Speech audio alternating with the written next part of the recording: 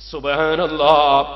കേട്ടിട്ടില്ലേ സുഹൃത്തുക്കളെ, ബഹുമാനപ്പെട്ട അതേ ബഹ്ലൂൻ എന്ന് പറയുന്ന മഹാനായ വലിയ, ആ മഹാനായ വലിയ ഒരു ദിവസം അത് ആഗ്രഹിക്കുന്നു. എന്താണ് ബഹുമാനപ്പെട്ടവരുടെ ആഗ്രഹം? ഒരു നല്ല ഏറ്റവും മുന്തിയ സൈത്തണ്ണ വേണം. ആ സൈത്തണ്ണ വാങ്ങാൻ വേണ്ടി 2 ദീനാർ കൊടുത്തു ഒരാളെ കയ്യിൽ. അദ്ദേഹം ആ ഏറ്റവും നല്ല സൈത്തണ്ണ കിട്ടാൻ ബഹ്ലൂൽ പറഞ്ഞതനുസരിച്ച് ഇറങ്ങി പുറപ്പെട്ടപ്പോ ഒരാള് പറഞ്ഞു, ഒരു നസ്രാനിയായ മനുഷ്യന്റെ അടുക്കൽ ഏറ്റവും മുന്തിയ സൈത്തുണ്ട്. അവിടത്തേക്ക് ചെന്നു. പറഞ്ഞു, ബഹ്ലൂൽ എന്ന് പറയുന്ന മഹാൻ, അദ്ദേഹത്തിന് എനിക്കതാ സൈത്തണ്ണ വേണം, 2 ദീനാർ കയ്യിലുണ്ട്. ആ ക്രിസ്ത്യാനിയായ മനുഷ്യൻ പറഞ്ഞു, ആ മഹാനാണോ പറഞ്ഞയച്ചത്? നിങ്ങൾക്ക് അദ്ദേഹത്തോട് വലിയ ആദരവും ബഹുമാനവുമല്ലേ? എനിക്കും അദ്ദേഹത്തോട് ബഹുമാനമാണ്. അതിനാൽ താഴ്ന്ന സൈത്തണ്ണ 4 ദീനാറിന് കിട്ടുന്നത് എത്രയാണോ അത്രയും, താഴ്ന്ന സൈത്തണ്ണ എത്ര കിട്ടുമോ 4 ദീനാറിന്, അത്രയും എണ്ണ, ഏറ്റവും മുന്തിയ എണ്ണ 2 ദീനാറിന് നിങ്ങൾക്ക് ഞാൻ തരാം. കാരണം ആ മഹാനോട് എനിക്ക് ബഹുമാനമാണ്. ഇരിക്കട്ടെ, വലിയ സന്തോഷത്തോടെ പറഞ്ഞയച്ച വ്യക്തി ധാരാളം സൈത്തണ്ണ, ഏറ്റവും മുന്തിയ സൈത്തണ്ണയും വാങ്ങി വന്നു. വന്നിട്ട് ഈ വിവരം ബഹുമാനപ്പെട്ട ബഹ്ലൂൽ തങ്ങളോട് പറഞ്ഞു. മഹാനവറുകളോട് കൂടെ തന്നെ ക്രിസ്ത്യാനിയും ഇങ്ങോട്ട് വന്നു. അദ്ദേഹം വലിയ സന്തോഷത്തോടെ അതങ്ങ് പറഞ്ഞു, നിങ്ങളായതുകൊണ്ട്, സാധാരണ എല്ലാ കച്ചവടക്കാരും പറയുന്നൊരു വാക്കാണത്, നിങ്ങളായതുകൊണ്ട് കുറച്ചതാണ്. അതല്ല, ഇതുള്ളത് തന്നെയാണ്.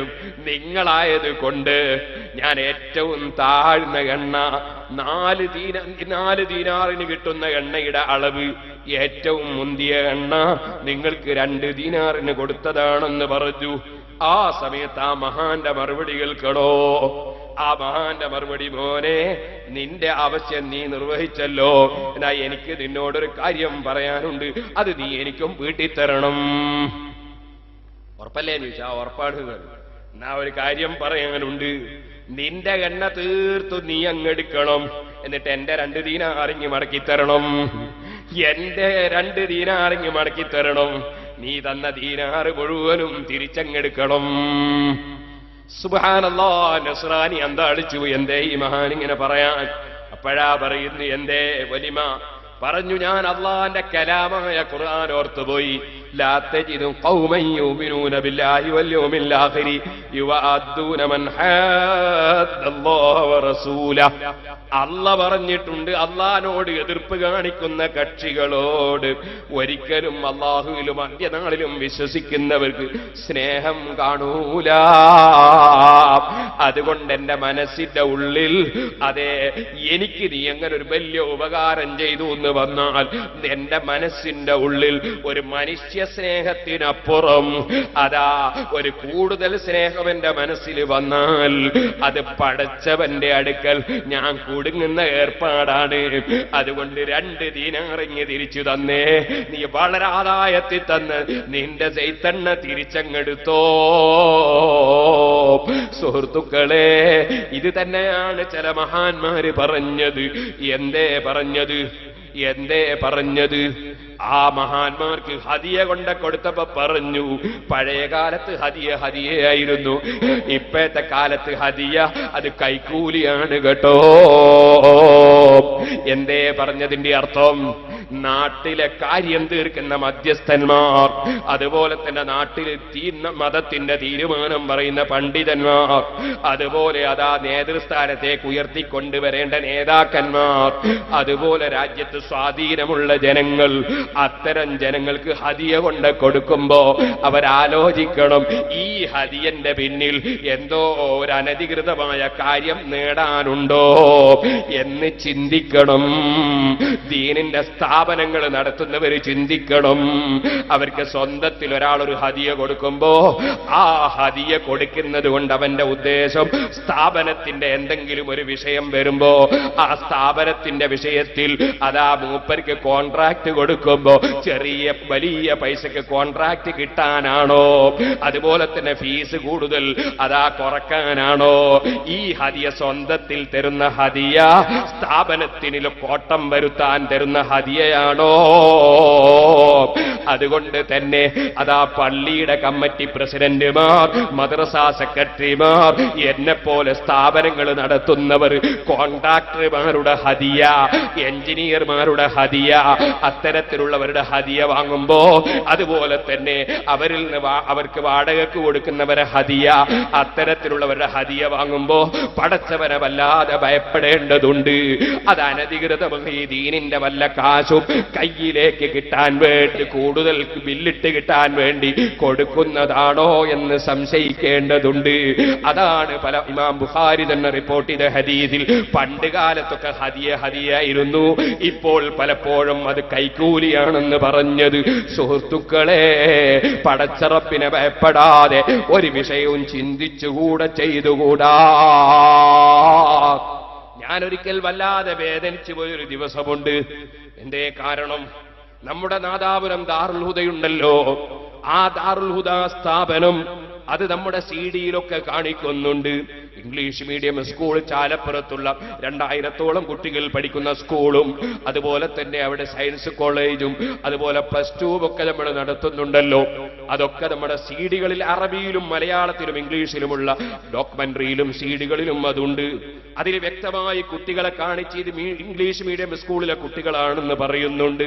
പക്ഷേ അവിടെ പഠിക്കുന്ന ചെറിയ കുഞ്ഞുമക്കളോട് ഏതോ കക്ഷികൾ പോയി പറഞ്ഞു കൊടുത്തു, മക്കളെ, നിങ്ങളെ ഫോട്ടോ എടുക്കുന്നത്, നിങ്ങളെ വീഡിയോയിൽ പിടിക്കുന്നത് യതീമാണെന്നും പറഞ്ഞ് പിരിവെടുക്കാനാണെന്ന് ഏതോ മനുഷ്യൻ പറഞ്ഞ വിവരം എനിക്കറിയാൻ കഴിഞ്ഞു. അതേ PTA പ്രസിഡന്റ് മമ്മൂട്ടി ഹാജി സ്റ്റേജിലുണ്ടല്ലോ. ഞാൻ വളരെ വേദനയോടെ പറഞ്ഞു, ഇതാ അള്ളാഹു അദ്ദേഹത്തിന് പുറത്തു കൊടുക്കട്ടെ. അദ്ദേഹം അത്തരത്തിലുള്ള വിഷയം ചെയ്യുമ്പോ അത്തരം പ്രചരണം നടത്തുന്നവർ പടച്ചവന്റെ കോടതി ഉണ്ടെന്നത് മറന്നു പോകരുതേ. ഓ സുഹൃത്തുക്കളെ, അല്ലാഹുവിനെ ഭയപ്പെട്ടുകൊണ്ടല്ലാതെ ഒരു സ്ഥാപനവും നടത്തിക്കൂടാ, ഒരു പ്രവർത്തനവും നടത്തിക്കൂടാ. അതാണ് റബ്ബ് സുബ്ഹാനഹു വ തആല നമ്മളെ പ്രത്യേകം പഠിപ്പിച്ചത്. ആരും ഹലാലല്ലാത്തതിലൂടെ ഒന്നും സമ്പാദിക്കേണ്ടതില്ല. അലി ഇബ്നു അബീ ത്വാലിബ് റളിയല്ലാഹു അൻഹു ഒരു ദിവസം അതാ പള്ളിയിലേക്ക് കയറുമ്പോ മഹാനവറുകളുടെ കുതിരയെ ഒരു സ്ഥലത്ത് നിർത്തി. കുതിരയുടെ കടിഞ്ഞാൺ ഒരു മനുഷ്യന്റെ കയ്യിൽ കൊടുത്തു. മോനെ, ഇതൊരൽപ്പസമയം നീ ഒന്ന് നോക്കണേ. അലി റളിയല്ലാഹു അൻഹു പള്ളി കയറി നിസ്കരിച്ചു. നിസ്കാരം കഴിഞ്ഞ് തിരിച്ചു വരുമ്പോ എന്തെങ്കിലും ഇയാൾക്ക് കൊടുക്കണ്ടേ? എന്റെ കുതിരക്ക് കവര് നിന്നവനല്ലേ. 2 ദിർഹമും കയ്യിൽ പിടിച്ചു വന്നു അയാൾക്ക് എന്തെങ്കിലും കൊടുക്കാൻ വേണ്ടി. വന്നു നോക്കുമ്പോ കുതിരക്ക് കാവല് നിർത്തിയവൻ അവിടെ ഇല്ല. തട്ടുകുതിരയാണ്, ഗോവറുകഴുതയാണ്, അവിടെ ആളില്ല. ആള് പോയി കളഞ്ഞിരിക്കുന്നു. എങ്ങനെ പോയത്? കുതിരയുടെ കടിഞ്ഞാണും കാട്ടിട്ടാ പോയത്. കുതിര ഒറ്റ നൃത്തം നിൽക്കുന്നുണ്ട്. അലി ഇബ്നു അബീ ത്വാലിബ് തങ്ങളെ കുതിരയല്ലേ. കുതിരക്ക് വിവരമുണ്ട്, ഇവനാ വിവരമില്ലാത്തത്. കുതിര ഒരൊറ്റ നൃത്തം, കുതിരക്കാളെ അറിയാം. കുതിര ഒറ്റ നൃത്തം നിന്നിരിക്കുന്നു. കട്ട കുതിരയാ പോയിക്കളഞ്ഞത്. ഇരിക്കട്ടെ സുഹൃത്തുക്കളെ, അലി റളിയല്ലാഹു അൻഹു അടിമയെ വിളിച്ചിട്ട് 2 ദിർഹം അങ്ങ് കൊടുത്തു. മോനെ, അങ്ങാടി പോയിട്ട് നീ എവിടെയാ കടിഞ്ഞാണ് കിട്ടുക നോക്ക്, എന്നിട്ട് നീ ഒരു 2 ദിർഹമിനൊരു കടിഞ്ഞാണിങ്ങ് വാങ്ങിക്കോ. കടിഞ്ഞാണിന് വേണ്ടി ആ 2 ദിർഹം ഇവന് കൂലി കൊടുക്കാൻ വേണ്ടി ഉപയോഗിക്കാൻ വെച്ച ദിർഹം അതെടുത്തിട്ട് അടിമന്റെ കൈ കൊടുത്തിട്ട് അതാ കുതിരക്ക് കടിഞ്ഞാണ് വാങ്ങിക്കൊണ്ടുവരാൻ വേണ്ടി പറഞ്ഞയച്ചു.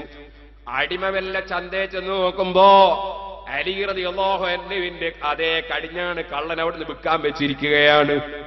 സുബ്ഹാനല്ലാഹ്. 2 ദിർഹമും കൊടുത്തിട്ട് അതേ കടിഞ്ഞാണിങ്ങ് വാങ്ങി. തിരിച്ചു വന്നപ്പോ അലി റളിയല്ലാഹു അൻഹു പറഞ്ഞു, മനുഷ്യന്മാരൊരു വിവരക്കേട്. കട്ടാലും കട്ടില്ലെങ്കിലും അള്ളാഹ് കണക്കാക്കിയതല്ലേ കിട്ടൂ.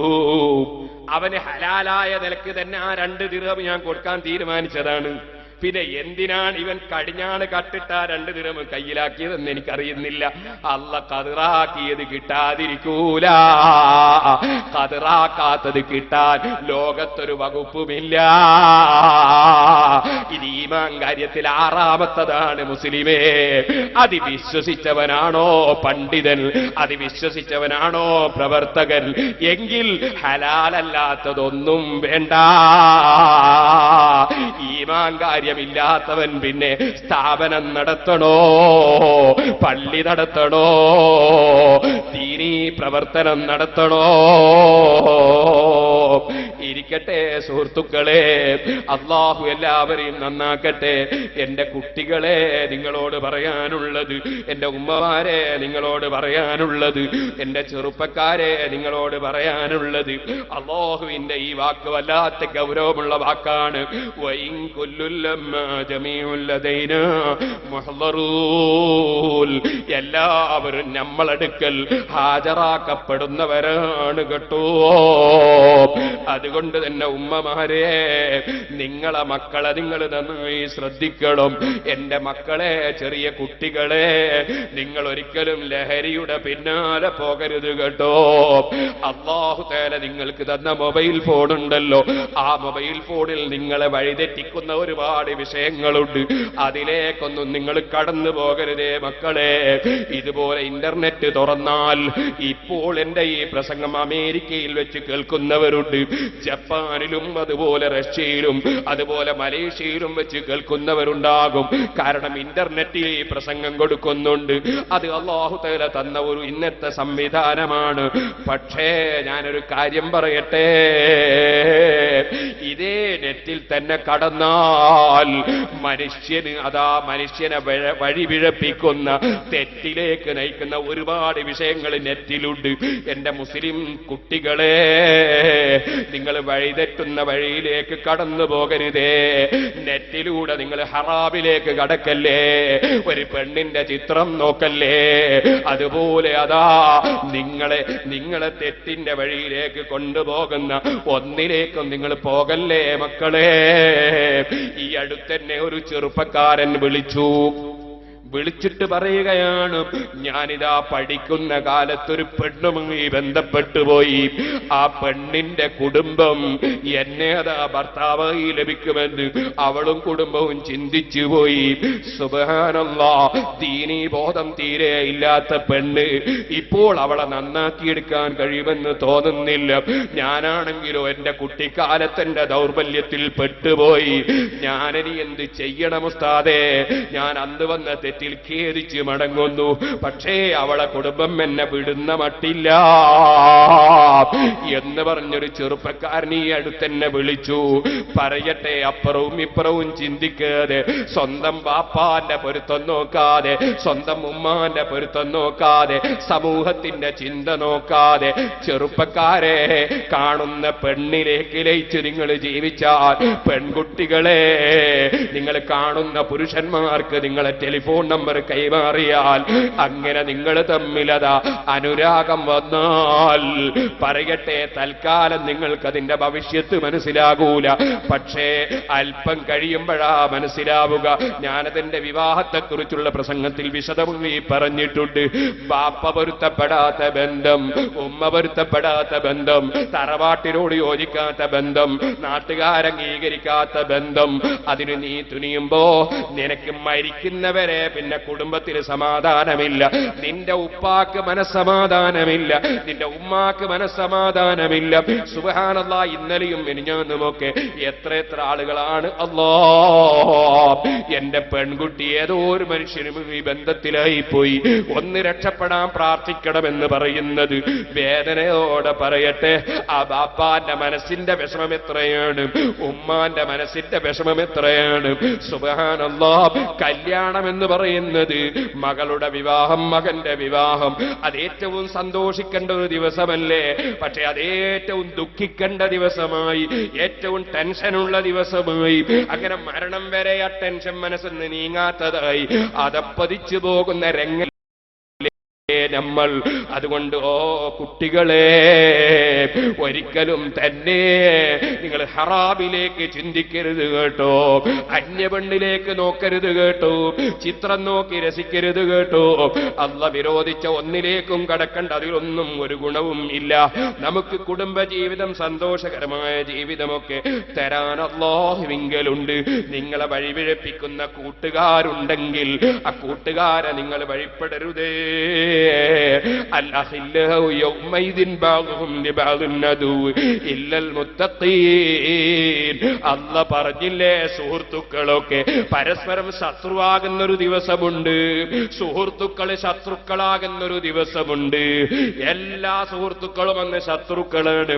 ഇല്ലൽ മുത്തഖീൻ, അല്ലാഹ്ക്ക് ഭക്തിയോടെ പടച്ചവനെ അനുസരിച്ച് ജീവിച്ചവരൊഴികെ. അവർക്കവരെ സൗഹൃദ ബന്ധം സന്തോഷത്തിനാണ്, നല്ലതിനാണ്. നേരെ മറിച്ച് തഖ്വയില്ലാതെ ജീവിച്ചവന്റെ സുഹൃത്തുക്കൾ, ആ സുഹൃത്തുക്കൾ അവനെ തെറ്റിലേക്ക് നയിച്ചതാണ്.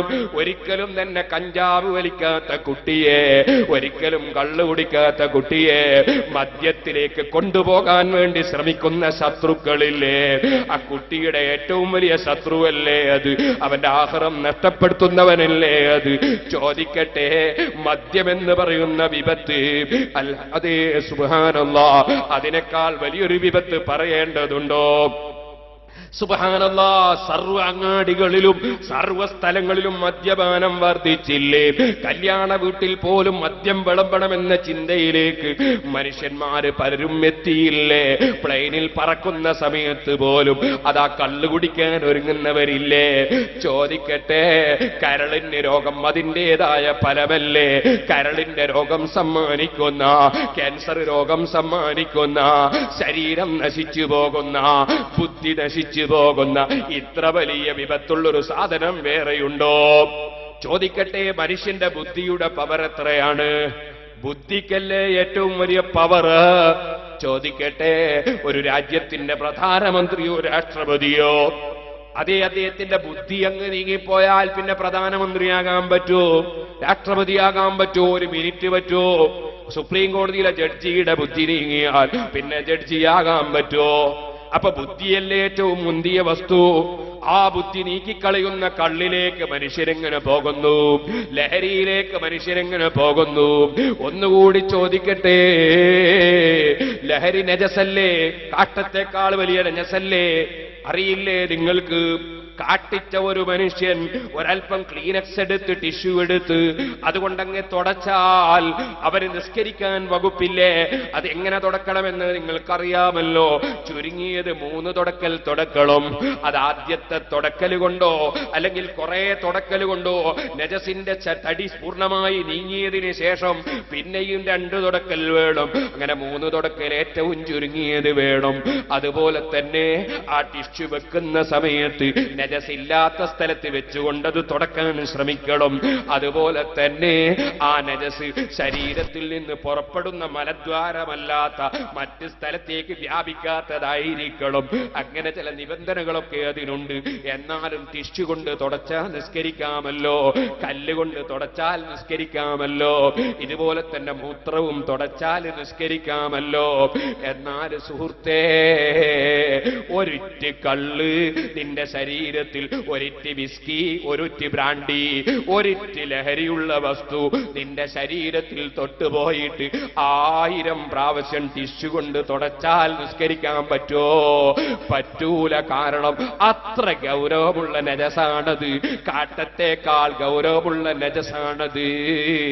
ഇതുപോലെ തന്നെ പറയട്ടെ, അതേ സുഹൃത്തുക്കളെ, അതേ മൂത്രത്തെക്കാൾ കാട്ടത്തേക്കാൾ ഗൗരവമുള്ള നജസ്. ഒന്നുകൂടി പറയട്ടെ, ഉമ്മയുടെ മുല കുടിക്കുന്ന കുട്ടി, മുല കുടിക്കുന്ന സമയത്ത് കുട്ടി ഛർദിച്ചു. ആ ഛർദിക്കുന്ന കുട്ടിയുടെ തൊള്ളയിൽ എന്നും നജസുണ്ടല്ലോ. ആ നജസിലുള്ള സ്ഥലത്ത് മുലയങ്ങ് കൊടുത്തപ്പോ മുലയുടെ മേലെ നജസായില്ലേ? പക്ഷേ ആ മുല കഴുകാതെ ഉമ്മാക്ക് നിസ്കരിക്കാമോ? നിസ്കരിക്കാം എന്നാണ് ഫതുഹുൽ മുഈനിൽ ഉള്ളത്. കാരണം അതിന് വിട്ടുവീഴ്ചയുണ്ട്. ഉമ്മാന്റെ മുലക്ക് കുട്ടിയുടെ ഛർദിച്ച തൊള്ള തൊട്ടാൽ അതിന് വിട്ടുവീഴ്ചയുണ്ട്. എന്നാൽ പറയട്ടെ, ഒരൊറ്റ കള്ള്, അതേ ഒരൊറ്റ കള്ള്, അല്ലെങ്കിൽ കള്ള് കുടിച്ച മനുഷ്യന്റെ തൊള്ളയിലെ ഉമിനീര് അതേ ഒരു സ്ഥലത്തായി പോയാൽ അത് കഴുകാതെ നിസ്കരിക്കാൻ നിവൃത്തിയില്ല. അപ്പൊ ഛർദിച്ചതിനേക്കാൾ ഗൗരവമുള്ള നജസല്ലേ ലഹരി? കാട്ടത്തെക്കാൾ ഗൗരവമുള്ള നജസല്ലേ ലഹരി? ചോദിക്കട്ടെ, ഉമ്മാനോട് പറയേണ്ടത് ഭാര്യയോടും, ഭാര്യയോട് പറയേണ്ടത് ഉമ്മാനോടും. മനുഷ്യനെ കൊണ്ട് പറയിക്കുന്ന സാധനമല്ലേ ലഹരി? SYSന്റെ പ്രവർത്തകന്മാർ ഇൻഷാ അല്ലാഹ് കണ്ണൂരിലും കോഴിക്കോട്ടും മലപ്പുറത്തും എല്ലാ സ്ഥലത്തും കലക്ട്രേറ്റിന് മുമ്പിൽ വരുന്ന 5-ാം തീയതി അതാ മാർച്ച് നടത്തുകയാണ്. എന്തിന്? ലഹരി, ലഹരിക്കെതിരെ. പിന്നീട് ഇതാ ഇൻഷാ അല്ലാഹ് 26-ാം തീയതി വരുമ്പോ സെക്രട്ടേറിയറ്റ് മാർച്ച് നടത്തുകയാണ്. എന്തുകൊണ്ട് ഇവിടെയുള്ള ഭരണാധികാരികൾക്ക് ഭരണം മാറി മാറി വരുന്നുണ്ടല്ലോ, ഒരു ഭരണാധികാരിയും എന്തുകൊണ്ട് ഇത്രയും വിപത്തുള്ള സാധനം നിർത്തലാക്കുന്നില്ല? ചോദിക്കട്ടെ, എന്തുകൊണ്ടിത് നിർത്തിക്കൂടാ? എത്രയാണ് രാഷ്ട്രത്തിന് നഷ്ടമെന്ന് പറയേണ്ടതുണ്ടോ? കള്ളും കുടിച്ചിട്ടല്ലേ ഏകദേശ കുഴപ്പവും തുടങ്ങുന്നത്, കള്ളും കുടിച്ചിട്ടല്ലേ വർഗീയത ഉണ്ടാക്കുന്നത്, കള്ളും കുടിച്ചിട്ടല്ലേ കല്ലെറിയുന്നത്, കള്ളും കുടിച്ചിട്ടല്ലേ കുഴപ്പമുണ്ടാക്കുന്നത്. ആ കുഴപ്പത്തിന്റെ പേരിൽ ഗവൺമെന്റിനുള്ള നഷ്ടം എത്രയാണ്? വർഗീയ കലാപങ്ങൾ പലതും തുടങ്ങുന്നത് കള്ളും കുടിച്ചിട്ടല്ലേ, കുഴപ്പമുണ്ടാക്കുന്നത് കള്ളും കുടിച്ചിട്ടല്ലേ. പലപ്പോഴും തുടക്കം അങ്ങനെയല്ലേ, ഏകദേശ വാഹനാപകടങ്ങളും കള്ളിലൂടെയല്ലേ. ചോദിക്കട്ടെ, അതേ ആത്മഹത്യ പലതും കള്ളു കുടിച്ച് നശിച്ചിട്ടല്ലേ. അങ്ങനെ എത്രയെത്ര വിപത്തുകളാണ് മദ്യത്തിന്റെ വിപത്തുകൾ. അതുകൊണ്ട് മുസ്ലിം ചെറുപ്പക്കാരെ, ദുന്യാവിലുള്ള സർവ്വനഷ്ടത്തിന്റെയും പുറമേ നബി സല്ലല്ലാഹു അലൈഹി വസല്ലമ തങ്ങൾ പറയുന്നു, അതാ മൻ ശരിബ മുസ്കിറൻ, ലഹരി വല്ലവനും കുടിച്ചാൽ, ലഹരി കുടിക്കുന്നവന്റെ അവസ്ഥ എന്താണ്? പടച്ച റബ്ബിന്റെ മുമ്പിൽ അവന് ഹാജരാക്കപ്പെടുമ്പോ അവന് കൊടുക്കുന്ന ശിക്ഷ എന്താണ്? നബി സല്ലല്ലാഹു അലൈഹി വസല്ലമ തങ്ങൾ പറയുന്നു, അയസ്തയഹു മിൻ തീനത്തിൽ ഖബാൽ, അവനെ തീനത്തുൽ ഖബാൽ കുടിപ്പിക്കാതെ അല്ലാഹു വിടൂല. ലഹരി ഉപയോഗിച്ചവനെ അല്ലാഹു തീനത്തുൽ ഖബാൽ കുടിപ്പിക്കും. സഹാബത്ത് ചോദിക്കുന്നു, വമാ തീനത്തുൽ ഖബാൽ യാ റസൂലല്ലാഹ്, എന്താണ് നബിയെ തീനത്തുൽ ഖബാൽ? അവിടുത്തെ മറുപടി കേട്ടോ കുട്ടികളെ, മറുപടി കേട്ടോ ചെറുപ്പക്കാരെ. അതേ അറഖു അഹ്ലിൻ നാർ ഔ സാറത്തു അഹ്ലിൻ നാർ. ചോദിക്കട്ടെ, അബൂജഹലിനെ വെറുക്കാത്ത വല്ല മനുഷ്യരും ഈ സദസ്സിലുണ്ടോ? അബൂജഹലിനെ വെറുക്കാത്ത വല്ല മുസ്ലിമുമുണ്ടോ? ഫിർഔനിനെ വെറുക്കാത്തവരുണ്ടോ? എന്നാ ചോദിക്കട്ടെ, അബൂജഹലിന്റെ ഉമിനീര് നമ്മൾ കുടിക്കുമോ? അബൂജഹലിന്റെ കൈ കൊണ്ട് തൊട്ട സാധനം നമ്മൾ കുടിക്കുമോ? അത്രയും മനസ്സിന്റെ ഉള്ളിൽ നമുക്ക് അവനോട് വെറുപ്പല്ലേ? അല്ലാഹുവിന്റെ റസൂല് നിസ്കരിക്കുന്ന സമയത്ത് ഒട്ടകത്തിന്റെ കൊടലുമാലകൾ വലിച്ചു കൊണ്ടുവന്ന് അവിടുത്തെ ശറഫാക്കപ്പെട്ട കഴുത്തിലിട്ട് കൊടുക്കുകയും അങ്ങനെ ഇട്ടുകൊടുത്തത് കണ്ടിട്ട് സുജൂദിൽ വിഷമിക്കുമ്പോ നോക്കി ചിരിക്കുകയും ചെയ്ത ആ ദുഷ്ടനല്ലേ അബൂജഹലി? ചോദിക്കട്ടെ, അവിടുത്തെ തലവെട്ടി കൊണ്ടുവന്നാൽ 100 ഒട്ടകം കൊടുക്കുമെന്ന് പറഞ്ഞ ദുഷ്ടനല്ലേ അബൂജഹലി? മൂസാ നബി അലൈഹിസ്സലാമിനെ അതാക്രമിക്കുകയും അതിന്റെ പുറമേ മൂസാ നബിയുടെ കുടുംബത്തിലെ പിഞ്ചുമക്കളെ നിരപരാധികളെ കൊന്നുകളയുകയും ചെയ്ത തീവ്രവാദികളെ ഭീകരവാദികളെ നേതാവ് ഫിർഔനില്ലേ? ഇബ്രാഹിം നബി അലൈഹി ഇസ്ലാമിനെ തീയിലെറിഞ്ഞ നമ്രൂദില്ലേ?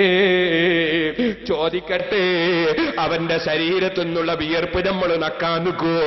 അവന്റെ ശരീരത്തിന് ചലവലിക്കുമ്പോ അത് നക്കാൻ പോവോ മുസ്ലിം ചെറുപ്പക്കാരാ? എന്നാൽ അല്ലാഹുവിന്റെ റസൂലിന്റെ വാക്കൊന്ന് കേട്ടോ, നീ ലഹരി കുടിക്കുന്നവനാണോ? വല്ലവനും ലഹരി കുടിച്ചാൽ അതേ അല്ലാഹ് ഏറ്റെടുത്ത കാര്യമാണ് അയ്യസ്ഖിയഹു മിൻ തീനത്തുൽ ഖബാൽ, അവനെ തീനത്തുൽ ഖബാൽ കുടിപ്പിക്കും. സഹാബത്ത് ചോദിക്കുന്നു, എന്താ നബിയെ തീനത്തുൽ ഖബാൽ? അവിടുത്തെ മറുപടി അറഖു അഹ്ലിൻ നാർ ഔ ഔസാറത്തു അഹ്ലിന്നാർ, നരകത്തിൽ കടക്കുന്ന അബൂജഹലിന്റെയും ഉത്ബത്തിന്റെയും ശൈബത്തിന്റെയും ഫിർഔനിന്റെയും നുമ്രൂദിന്റെയും ഖാറൂനിന്റെയും ചലമാണത്. നരകക്കാരുടെ ചലമാണത്. നരകക്കാരുടെ ശരീരത്തിൽ നിൽക്കുന്ന നീരാണത്. സുബ്ഹാനല്ലാഹ്. ഇവിടെയുള്ള തീയറിയില്ലേ ചെറുപ്പക്കാരാ? അതുകൊണ്ടൊന്ന് പൊള്ളിപ്പോയാൽ ശരീരം പഴുത്തില്ലേ, തോലുരിഞ്ഞില്ലേ? അവിടെ പഴുത്ത് അതാ നീരൊലിച്ചില്ലേ? എന്നാൽ ഇവിടെയുള്ള തീന്റെ 70 ഇരട്ടി ചൂടുള്ള ജഹന്നം, ആ ജഹന്നമിൽ അബൂജഹലിനെ പോലത്തെ കക്ഷികൾ പോയി വീണ് ശരീരം തീപ്പൊള്ളിയിട്ട് ഒട്ടാകെ പഴുത്തിട്ട് നീരൊലിക്കുമ്പോൾ, ചലമൊലിക്കുമ്പോൾ അത് കുടിക്കേണ്ടി വരും. ലഹരി കുടിക്കുന്നവനെന്ന് അല്ലാഹുവിന്റെ റസൂലിന്റെ വാക്കാണേ ചെറുപ്പക്കാരെ. സൂറത്ത് യാസീൻ, ആ സൂറത്ത് യാസീൻ മുൻനിർത്തി പറയട്ടെ, എന്റെ ചെറുപ്പക്കാരെ,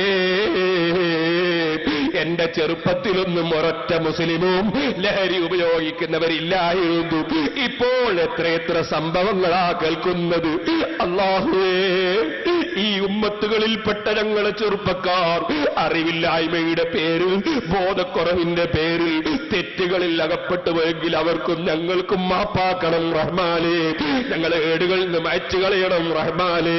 റബ്ബേ, സൂറത്ത് യാസീനിന്റെ ബറക്കത്തോട് ഇനിമേലിൽ ഞങ്ങൾ ഒരിക്കലും ലഹരി ഉപയോഗിക്കുകയില്ലെന്ന് മനസ്സിൽ ഉറപ്പിച്ച് തൗബ ചെയ്യാൻ അവർക്ക് തൗഫീഖ് നൽകണേ റഹ്മാനേ.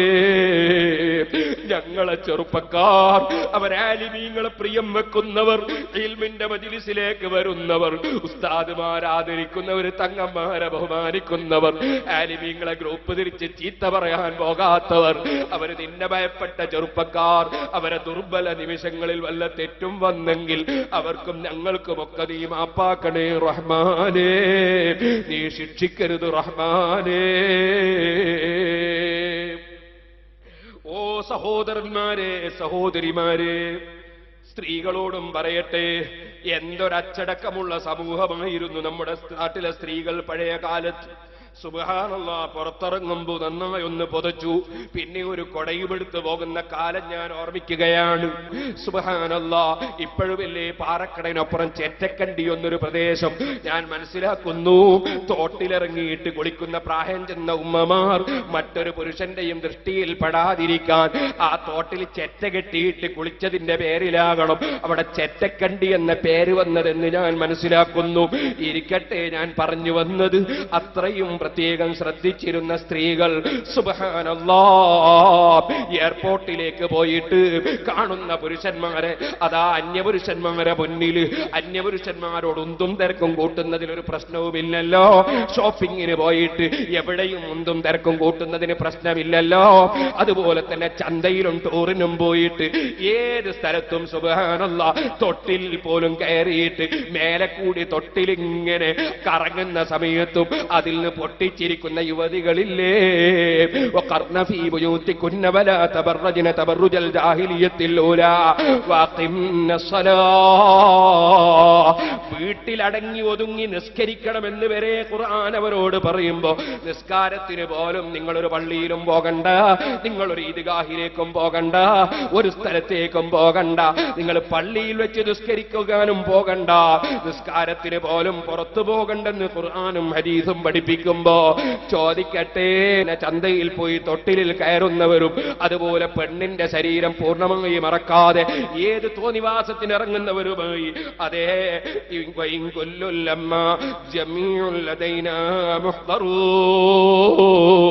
എല്ലാവരും നമ്മളെ മുമ്പിൽ കൊണ്ടുവന്ന് ഹാജരാക്കപ്പെടുന്നവരാണെന്ന സൂറത്ത് യാസീനിന്റെ ഈ വാക്ക് മറന്നുപോകല്ലേ ഉമ്മമാരേ. അല്ലാഹുവിനെ ഭയപ്പെട്ട് ജീവിക്കണം. വിശ്വാസത്തിന് ഭംഗം വന്നുപോയോ? അല്ലാഹു വിശ്വാസത്തിന്റെ തെളിവുകൾ, അല്ലാഹുവിന്റെ മഹത്വത്തിന്റെ തെളിവുകൾ, അവന്റെ ഏകത്വത്തിന്റെ തെളിവുകളിലേക്ക് ശ്രദ്ധ ക്ഷണിക്കുകയാണ്. ശേഷം പരിശുദ്ധ ഖുർആനിൽ സൂറത്ത് യാസീനിൽ ആയത്തുൽ ലഹുമുൽ അർളുൽ മൈതതു വഹയൈനാഹാ വഅഖ്റജ്നാ മിൻഹാ ഹബ്ബൻ ഫമിൻഹു യഅ്കുലൂൻ.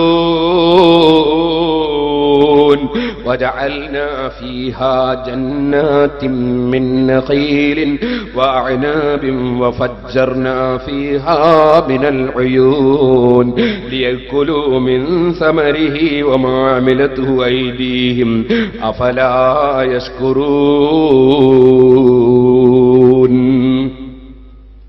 അല്ലാഹുവിന്റെ അനുഗ്രഹങ്ങൾ എടുത്തു കാണിച്ചിട്ട് അല്ലാഹുവിന്റെ ചോദ്യം അഫലാ യശ്കുറൂൻ, അവർ നന്ദി കാണിക്കുന്നില്ലേ? സുബ്ഹാനല്ലാഹ്. അല്ലാഹു തആല ഒരുപാട് നിഅമത്ത് ചെയ്തു നമ്മുടെ നാട്ടിലൊക്കെ. അല്ലാഹു സാധുക്കളായ ഞങ്ങളെ തെറ്റുകാരണത്താൽ ഞങ്ങളെ ശിക്ഷിക്കരുത് റഹ്മാനേ, ഞങ്ങളെ അയബാക്കരുത് റഹ്മാനേ. അല്ലാഹു തന്ന നിഅമത്തുകൾക്ക് നന്ദി ചെയ്യണ്ടേ സഹോദരന്മാര്? അല്ലാഹു തആല കുറച്ച് സാമ്പത്തികമായ കഴിവ് തന്നപ്പോ നമ്മളെ നാടുകളിൽ അല്ലാഹുവിനെ മറക്കുകയാണ് പലപ്പോഴും സ്ത്രീകളും പുരുഷന്മാരും കുട്ടികളും വലിയവരും ഒക്കെ. അല്ലാഹു തആല നമ്മളുടെ സമൂഹത്തെയും നമ്മയും അല്ലാഹു തആല നന്നാക്കി തരട്ടെ. അല്ലാഹു തആല തെളിവുകളിലേക്ക് വിരൽ ചൂണ്ടിയിട്ടതാ ഒരുപാട് വിഷയങ്ങൾ പറഞ്ഞു തരുന്ന സൂറത്ത് യാസീനിൽ. ഇന്ന് എന്റെ സഹോദരിമാർക്ക് ഒരൽപ്പം കവർ വിതരണം ചെയ്യുന്നുണ്ട്. സിറാജുൽ ഹുദയുടെ പ്രവർത്തനത്തിന്റെ ഒരു ഭാഗമാണ് ഈ പള്ളിയും അതുപോലെ ഈ വഅദും. നമ്മുടെ ദാറുൽ ഹുദയും ഒക്കെ സിറാജുൽ ഹുദയുടെ പ്രവർത്തനത്തിന്റെ ഭാഗമാണ്, ഒരേ കമ്മിറ്റിയുടെ പ്രവർത്തനങ്ങളാണ്. ആ മഹത്തായ സ്ഥാപനത്തിന് ഒരു മാസത്തിൽ ചെലവ് കഴിയണമെങ്കിൽ 30 ലക്ഷം ഉറുപ്പികയോളം വേണം. ചെലവ് കഴിയാൻ ബിൽഡിങ്ങിന്റെയും സ്ഥലത്തിന്റെയും ഒന്നും പൈസ കൂടാതെ ചെലവിന് മാത്രം. കുട്ടികളുടെ ഭക്ഷണം, ഏകദേശം 1000ഓളം ആളുകളുടെ ഭക്ഷണം, അതുപോലെ തന്നെ ഏകദേശം 750ഓളം ആളുകളുടെ ശമ്പളം, അതുപോലെ അതിന്റെ കീഴിലുള്ള പള്ളികൾ, മദ്രസകൾ തുടങ്ങി ഖുർആൻ മനഃപാഠമാക്കുന്ന കുട്ടികൾ, അതുപോലെ തന്നെ അഗതികളായ കുട്ടികൾ, ദേവാ കോളേജിലെ മക്കൾ, അതുപോലെ ശരീഅത്ത് കോളേജിലെ കുട്ടികൾ, അവരൊക്കെ പഠിക്കുന്നത് നിങ്ങളുടെ ഒക്കെ സഹായം കൊണ്ടാണ്. അൽഹംദുലില്ലാഹ് ഒരു മാസത്തിൽ 10 ലക്ഷം ഉറുപ്പികയോളം നേർച്ച കിട്ടുന്നുണ്ട്. അത് അല്ലാഹു നിലനിർത്തി തരട്ടെ. വലിയ അത്ഭുതങ്ങൾ ആ സ്ഥാപനത്തിൽ നേർച്ച ചെയ്തവർക്ക് ലഭിച്ചതിനാൽ അല്ലാഹു ചെയ്ത ഒരു വലിയ അനുഗ്രഹമാണ്. എന്നാലും 10-20 ലക്ഷം ഉറുപ്പികയോളം മാസത്തിൽ ചെലവിന് വേണം. നിങ്ങളെല്ലാം പരമാവധി സഹായിക്കണം. അല്ലാഹു ജല്ല ജലാലുഹു നമ്മളെല്ലാം സഹായിക്കട്ടെ. അതിലൊരു ചെറിയ കവർ, സിറാജുൽ ഹുദയുടെ കവർ സ്ത്രീകൾക്ക് കൊടുത്തേക്കുന്നുണ്ട്. അത് സ്വീകരിച്ച് നാളെ വരുമ്പോൾ നിങ്ങളൊക്കെ നല്ല സംഭാവനകൾ ഇട്ട് കൊണ്ടുവരണം ഇൻഷാ അല്ലാഹ്. യാസീൻ സൂറത്ത് തീരുന്നതോടുകൂടി വലിയ ബർക്കത്തുള്ള സൂറത്താണല്ലോ. അതോടുകൂടി തന്നെ ഒരൽപ്പം ദിക്റ് ചൊല്ലി അവസാനത്തെ ദിവസം നമുക്ക് വഅദ് നിർത്തണം. അതിൽ നാളെയും മറ്റന്നാളും ഒക്കെ ഉള്ള ദുആയിൽ നിങ്ങൾക്ക് പ്രത്യേകം പങ്കുചേരാൻ കഴിയും. ഒരു ദിവസം മുമ്പ് കൊടുത്താൽ അത്രയും കൂടുതൽ ദുആ നിങ്ങൾക്ക് ലഭിക്കും. എല്ലാവരും നാളെ തന്നെ അതിൽ ഇന്ന് തന്നെ വാങ്ങി സഹകരിക്കണമെന്ന് ഉണർത്തുന്നു. ഞാൻ സൂറത്ത് യാസീനിന്റെ ബാക്കി ഭാഗത്തേക്ക് കടക്കുന്നു. വആയത്തുൽ ലഹുമുൽ അർളുൽ മൈതതു വഹയൈനാഹാ വഅഖ്റജ്നാ മിൻഹാ ഹബ്ബൻ ഫമിൻഹു യഅകുലൂൻ എന്ന് തുടങ്ങിയിട്ട് പിന്നീട് അല്ലാഹു തആല അല്ലാഹുവിന്റെ ഏകത്വത്തിന്റെ മേലും അവന്റെ ശക്തിയുടെ മേലും അവന്റെ അധികാരത്തിന്റെ മേലും അവന്റെ അനുഗ്രഹത്തിന്റെ മേലും അറിയിക്കുന്ന തെളിവുകളെ സംബന്ധിച്ച് പറയുകയാണ്. അതിൽ അല്ലാഹ് ആദ്യം തന്നെ പറയുന്നത് എന്താണ്? വായത്തുൽ ലഹുമുൽ അർള്, അവർക്കുള്ള ദൃഷ്ടാന്തമാണ് അൽ അർളു, ഭൂമി. എത്ര നല്ല രസകരമായ ശൈലിയാണത്. വആയത്തുൽ ലഹും, അവർക്ക് ദൃഷ്ടാന്തമാണ്, തെളിവാണ് ഭൂമി. അതെ, അവർക്ക് തന്നെ എല്ലാവർക്കും തെളിവല്ലേ? അവർക്ക് എന്ത് അല്ലാഹു പറയാൻ? അതേ പറയാം. ഓ നബിയേ, തങ്ങൾ ഭൂമി നോക്കിയിട്ട് അള്ളാൻ അറിയേണ്ട ആളല്ല. അള്ളാനറിയാൻ ഭൂമി നോക്കേണ്ടതില്ല തങ്ങൾക്ക്. അതുപോലെ തന്നെ തങ്ങളുമായി വലിയ ബന്ധമുള്ള മഹാന്മാർക്ക് അവർക്ക് ഭൂമി നോക്കിയിട്ട് അള്ളാൻ അറിയേണ്ടതില്ല. സൃഷ്ടികളിലൂടെ അള്ളാഹുവിനെ അറിയേണ്ട ചില ആളുകളുണ്ട്. അത് ചിന്തിച്ചറിയേണ്ട ആളുകളാണ്. ഇത്തരം മഹാന്മാർക്ക് അള്ളാഹുവിനെ അറിയാൻ ഭൂമിയുടെ ആവശ്യമില്ല. അതുകൊണ്ടാണ് അല്ലാഹ് പറയുന്നത് വആയത്തുൽ ലഹുമുൽ അർളു, അവർക്ക് തെളിവാണ് ഭൂമി. ആദ്യം തന്നെ എന്തേ അല്ലാഹ് ഭൂമി പറയാൻ? അതിനൊരുപാട് കാരണങ്ങളുണ്ട്. അറിയാമല്ലോ, മനുഷ്യ നീ ഉണ്ടായത് തന്നെ ഭൂമിയിൽ നിന്നുള്ള കളിമണ്ണിനാലല്ലേ, കളിമണ്ണ് കൊണ്ടല്ലേ. ഭൂമി എന്ന് പറയുന്നത് മണ്ണുള്ള സ്ഥലമല്ലേ? അപ്പൊ നിന്റെ തുടക്കം തന്നെ മിൻഹാ ഖലഖനാകും വഫീഹാ നുഈദുകും വമിൻഹാ നുഖ്രിജുകും താറത്തൻ ഉഖ്റാ. മണ്ണിൽ നിന്നല്ലേ പടച്ചത്. അതുകൊണ്ട് തന്നെ മണ്ണിനാലല്ലേ ഭൂമിയുടെ ഏകദേശ ഭാഗവും. അതുകൊണ്ട് ആദ്യം തന്നെ പറയുന്നതൊന്ന് ഭൂമി, കാരണം നിന്റെ തുടക്കം തന്നെ മണ്ണിലൂടെയാണൊന്ന്. രണ്ടാമതായി അല്ലാഹു തആല ഭൂമിയെ പറയാൻ എന്താ കാരണം? ഭൂമി എന്ന് പറയുന്നത് നീ നിൽക്കുന്ന സ്ഥലമാണ്. സൃഷ്ടികളാകുമ്പോൾ അവർക്ക് നിൽക്കാൻ സ്ഥലം വേണം. നിനക്ക് നിൽക്കാനുള്ള സ്ഥലം ഭൂമിയല്ലേ? അപ്പൊ നീ തൊട്ട് നിൽക്കുന്നതിനെയല്ലേ ആദ്യം പറയേണ്ടത്? രണ്ട്, വആയത്തുല്ലഹുമുൽ അർളു, അവർക്ക് തെളിവാണ് ഭൂമി. ഭൂമി എന്ന് പറയുന്നത് വല്ലാത്ത വിശാലതയുള്ള ഒരു വസ്തുവാണ്. അറിയാമല്ലോ, മനുഷ്യന് കുടിക്കാനുള്ള വെള്ളം ഭൂമിയിൽ നിന്ന്, അതുപോലെ പലതും പലതും ഭൂമിയിൽ നിന്ന് കിട്ടുന്നു. മനുഷ്യൻ എന്നിട്ട് ആ ഭൂമിയോട് ചെയ്യുന്ന പണി എന്താണെന്നറിയോ? ആ ഭൂമിയിൽ മനുഷ്യൻ മൂത്രമൊഴിച്ചു വെക്കുന്നു. ആ ഭൂമിയിൽ മനുഷ്യൻ കക്കൂസിന്റെ ടാങ്കി ഉണ്ടാക്കിയിട്ട് അവൻ മലം സ്റ്റോർ ചെയ്യുന്നു. ഭൂമിയുടെ വിശാലമായ ഒരു കാഴ്ചപ്പാട് എല്ലാം ഭൂമി മുഖേന നിനക്ക് കിട്ടുന്നു. പക്ഷെ ആ ഭൂമിയിൽ നീ വിസർജിച്ചു വെക്കുന്നു. എന്നിട്ട് ആ ഭൂമി നിന്നെ എടുത്തെറിയുന്നില്ല. നിനക്ക് ജീവിത സൗകര്യത്തിനുള്ള തന്നതാണ് ഭൂമി. ആ ഭൂമിയിൽ നിനക്ക് നല്ലതും ചീത്തയും ഒക്കെ നിന്നിൽ നിന്ന് ആ ഭൂമി അനുഭവിക്കുന്നു. ആ ഭൂമിയെ അല്ലാഹു ആദ്യം പറയുന്നു വആയത്തുല്ലഹുമുൽ അർളു, അവർക്ക് തെളിവാണ് ഭൂമി. ഓ സഹോദര, പിന്നെയോ ആ ഭൂമിക്കൊരവസ്ഥയുണ്ട്. അതെന്താണ്? അല്ലാഹു പറയാണ് അൽ മൈതതു വഹ്യൈനാഹാ. അതേ നിർജീവമായ ഭൂമി, നിർജീവമായ ഭൂമി, ഉണങ്ങിക്കിടക്കുന്ന ഭൂമി. മനുഷ്യ, നീ ജീവിച്ചു, പിന്നെ നീ മരിക്കുന്നുവല്ലേ? ഇതുപോലെ തന്നെ നീ ഒന്ന് ചിന്തിക്കൂ. ഭൂമി, ആ ഭൂമി ഉണ്ടല്ലോ, അത് ചത്തുകിടക്കുന്ന ഭൂമി അല്ലേ? നിന്റെ അവസ്ഥ എന്താണ്? നീ ആദ്യം ജീവനുള്ള ഒരു മനുഷ്യനായിരുന്നില്ല. നീ അതാ വെറും ഒരു ചെറിയ ഇന്ദ്രിയതുള്ളിയിൽ നിന്ന് ഒരു ചെറിയ ശകലങ്ങൾ, ഭാര്യയുടെയും ഭർത്താവിന്റെയും അണ്ടവും ബീജവും തമ്മിൽ സങ്കലനം നടത്തി നിന്റെ ഉമ്മയുടെ വയറ്റിൽ നീയതാ ജീവനില്ലാതെ കിടന്നില്ലേ? ആ ജീവനില്ലാതെ കിടന്ന നിന്നെ 4-ാം മാസത്തിൽ സജീവമാക്കി ജീവൻ തന്നില്ലേ? ഭൂമിയും അതാ ജീവനില്ലാത്ത ഭൂമി.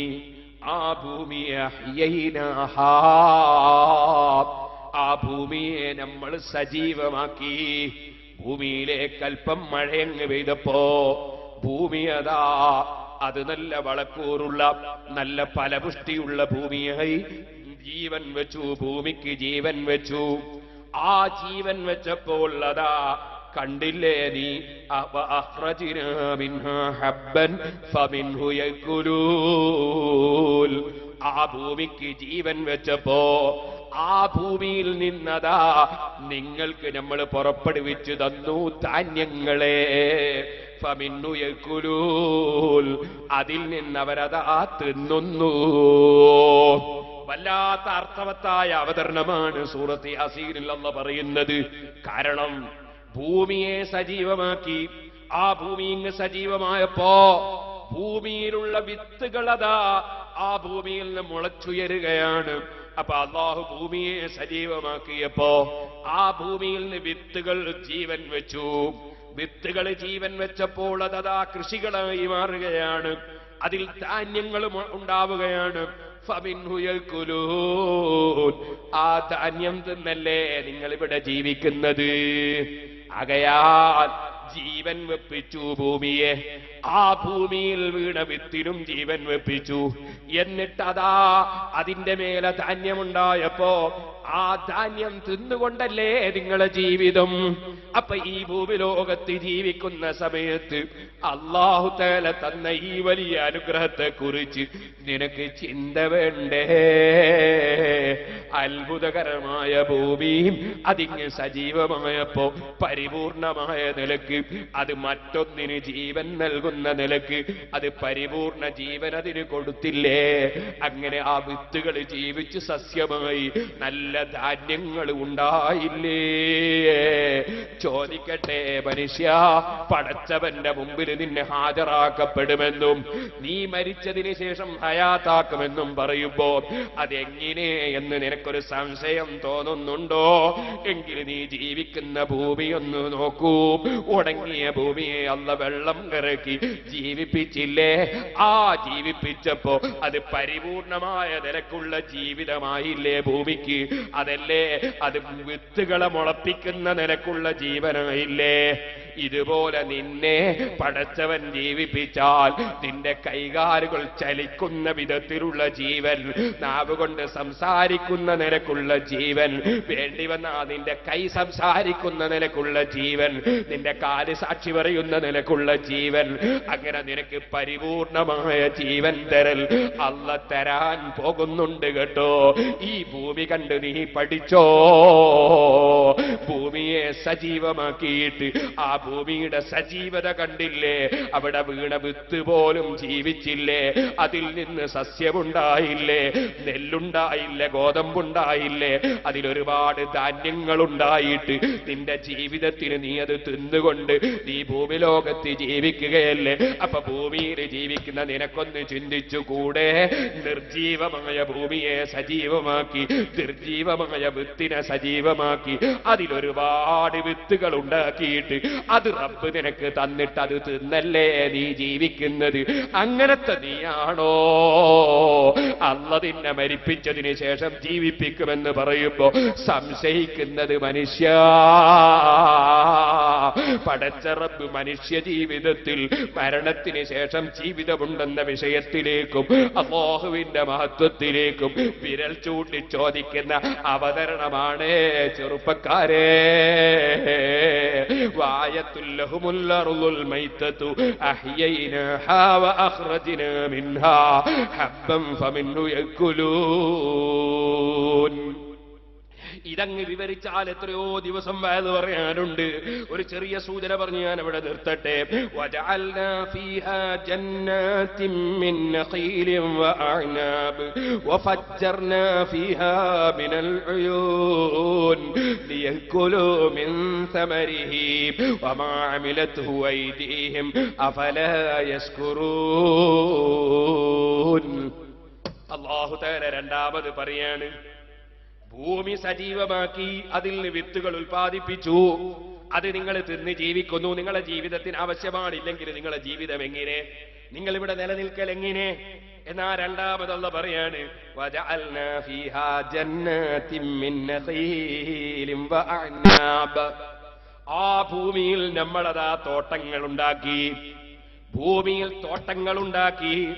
എന്ത് തോട്ടം? ഈത്തപ്പനത്തോട്ടം, മുന്തിരിങ്ങത്തോട്ടം. എന്റെ ഈത്തപ്പനയും മുന്തിരിങ്ങയും വേറെ തന്നെ പ്രത്യേകം പറയാൻ കാരണം, ഓ സുഹൃത്തേ, ഏത് ദൂരദിക്കുകളിൽ നിന്നും കയറ്റി വരാൻ പറ്റുന്ന വസ്തുവാണത്. എത്രയും കുറെ കാലം അതേ ഇവിടെ മനുഷ്യന് തിന്നാൻ പറ്റുന്ന നിലക്ക് സൂക്ഷിക്കാൻ പറ്റുന്ന വസ്തുവാണത്. വലിയ ഔഷധ വീര്യമുള്ള വസ്തുക്കളാണത്.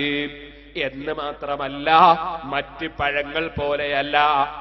ഈത്തപ്പഴവും മുന്തിരിങ്ങയും മറ്റ് പഴങ്ങൾ പോലെയല്ല. കാരണം എന്തേ? ആ രണ്ട് പഴങ്ങളും പഴമാണെന്നതിന്റെ പുറമെ ഭക്ഷ്യവസ്തുവാണ്, പ്രധാന ഭക്ഷ്യവസ്തുവാണ്. അതുകൊണ്ടാണല്ലോ നെല്ലിനും ഗോതമ്പത്തിനൊക്കെ സക്കാത്തുണ്ട്.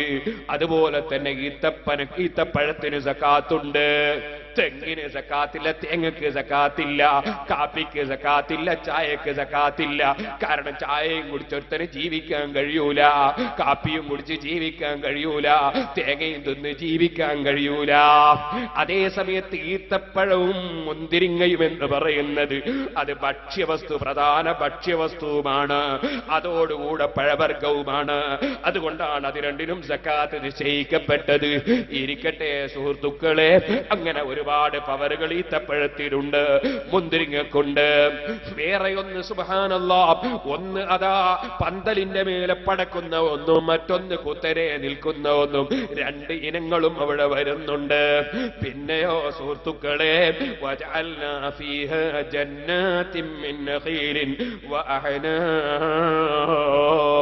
വഫജ്ജർനാ ഫീഹാ മിനൽ ഉയൂൽ. പക്ഷേ ധാന്യങ്ങളൊക്കെ ഭക്ഷിച്ചുകൊണ്ട് ജീവിക്കുന്നവരുണ്ടെന്ന് ഞാൻ പറഞ്ഞു. ലോകം മുഴുക്കെ ധാന്യം തിന്ന് മനുഷ്യർ ജീവിക്കുന്നു. എന്നാൽ സാധാരണ നിലക്ക് പഴവർഗ്ഗങ്ങളും മരങ്ങളും ഇല്ലെങ്കിലും മനുഷ്യന് ജീവിക്കാൻ കഴിയും, ധാന്യമുണ്ടെങ്കിലല്ലേ.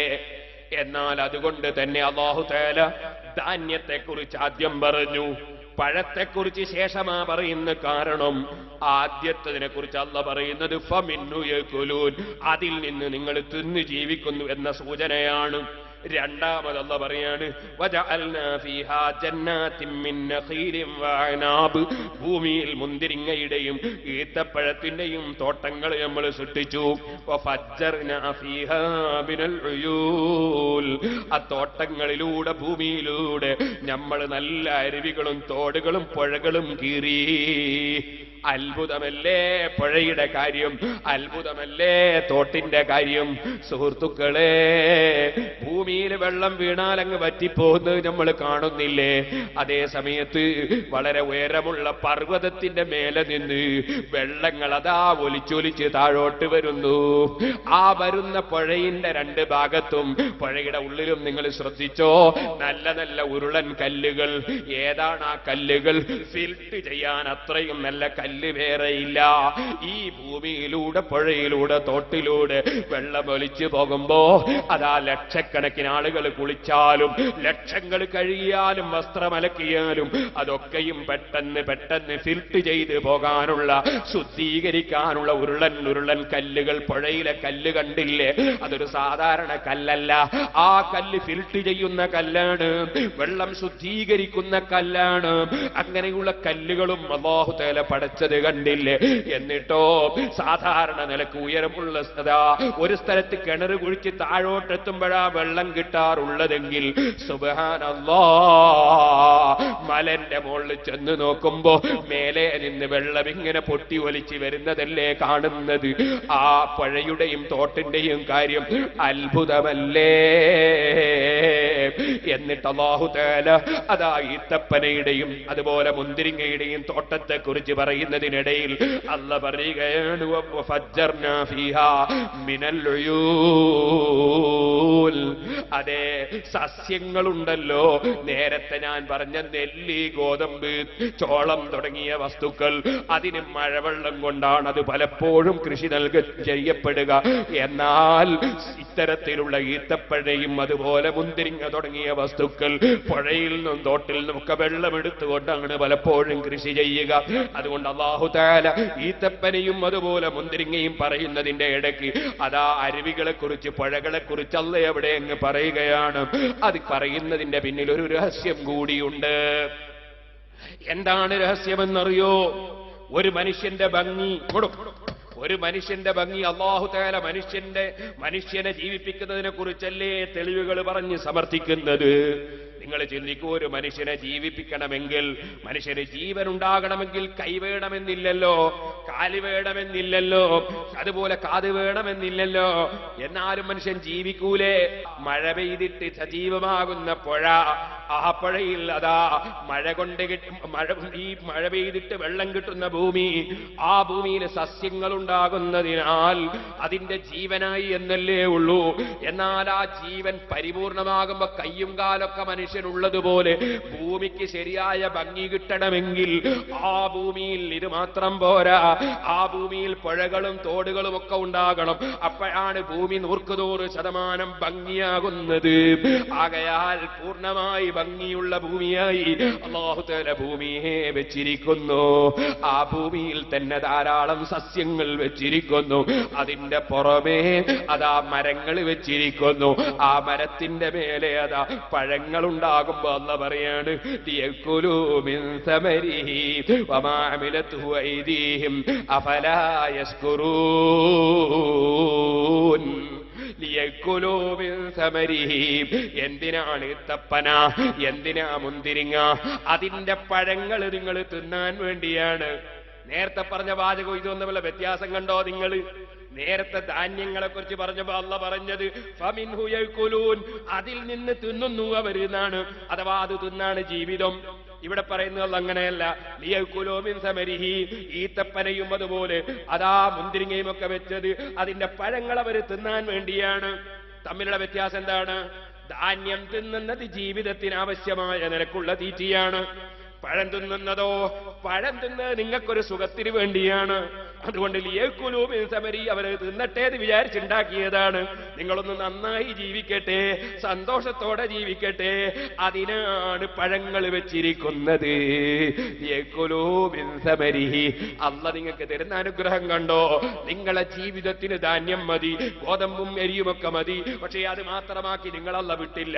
നിങ്ങൾക്ക് പഴം തിന്നാനും അല്ലാഹു വകുപ്പുണ്ടാക്കിയിരിക്കുന്നു. ലിയഅകുലൂ മിൻ സമരിഹി, ഇതതിന്റെ ഒരു തഫ്സീറാണ്.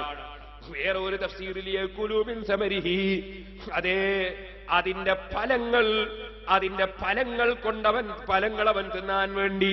അതേ നിങ്ങൾ ഉണ്ടാക്കുന്ന പഴങ്ങളുണ്ടല്ലോ, അതൊക്കെ വിറ്റിട്ട് നിങ്ങൾ ലാഭമെടുക്കുന്നില്ലേ, കാശുണ്ടാക്കുന്നില്ലേ, അത് മുഖേനയും നിങ്ങൾ ജീവിക്കുന്നില്ലേ? അങ്ങനെ ഫലങ്ങൾ എന്ന അർത്ഥവും അവിടെ പറഞ്ഞ തഫ്സീറുണ്ട്.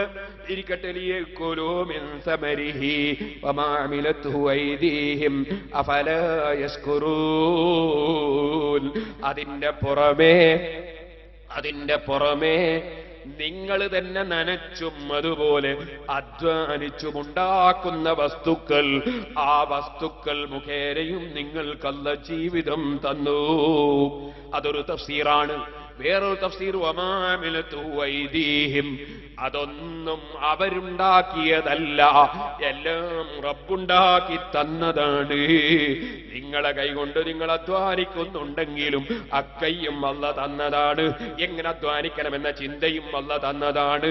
അതേ അധ്വാനിക്കാനുള്ള ഭൂമിയും അല്ലാഹു തന്നതാണ്, ധാന്യവും അല്ലാഹു തന്നതാണ്, എല്ലാം റബ്ബ് തന്നതാണ്. പിന്നെ മറ്റൊരർത്ഥം വമാ അമിലതുഹു ഐദീഹിം, ചില സാധനങ്ങൾ പച്ചയായി തിന്നാൻ പറ്റൂല. അപ്പൊ നിങ്ങളെ കൈകൾ അവിടെ പ്രവർത്തിച്ചത് പാകം ചെയ്യുന്നു. അങ്ങനെ പാകം ചെയ്തു നിങ്ങൾ തിന്നുന്നതും അല്ലാഹു തന്ന ഒരു സംവിധാനമല്ലേ?